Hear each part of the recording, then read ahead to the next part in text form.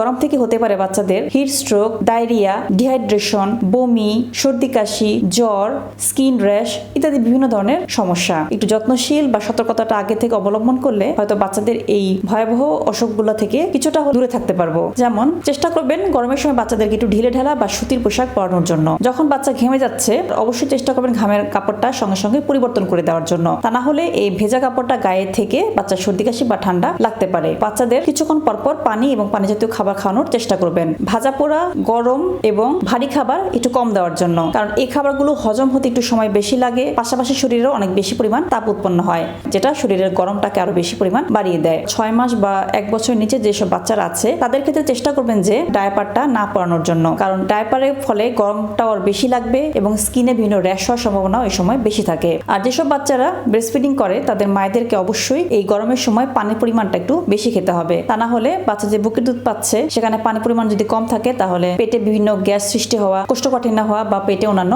সমস্যা সৃষ্টি হতে পারে।